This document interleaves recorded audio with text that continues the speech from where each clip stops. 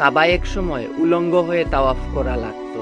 হ্যাঁ, সত্যি, এটা আপনার কাছে শুনতে যতটা অদ্ভুত লাগছে, আমার কাছে এটা বলতেও ততটাই অদ্ভুত লাগছে। কিন্তু এর পেছনে রয়েছে আরো অদ্ভুত একটি সত্য।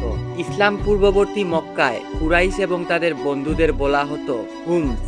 তারা নিজেদেরকে মসজিদুল হারামের পবিত্র সন্তান মনে করত। এই পরিচয়কে কাজে লাগিয়ে তারা বানিয়েছিল চমৎকার একটি ব্যবসায়িক ফাঁদ। বাহির থেকে কোনো তীর্থযাত্রী মক্কায় এলে কুরাইশরা তাদের জন্য দুটো অপশন রাখত।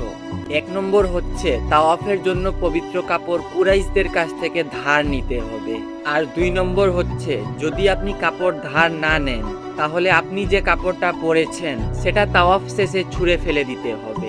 যদি ধার নিতে না পারেন আর ছুঁড়ে ফেলতেও না পারেন তাহলে উলঙ্গ হয়ে তাওয়াফ করতে বলতো।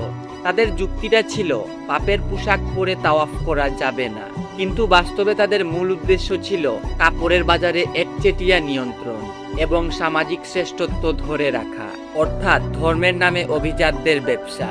আল্লাহর ঘরকে তারা ব্যবহার করছিল ক্ষমতা এবং মুনাফার অস্ত্র হিসেবে। এবার একটু থামুন।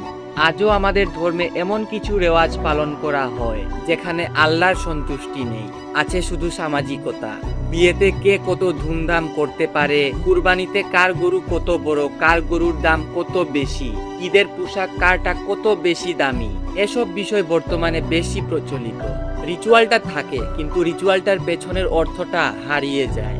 ইবাদত যখন সিনসিয়ার থাকে না তখন সেটা আর ইবাদত থাকে না, সেটা হয়ে যায় সামাজিক শ্রেষ্ঠত্বের পারফরম্যান্স। কিন্তু এখানে আল্লাহর কোনো সন্তুষ্টিই নেই।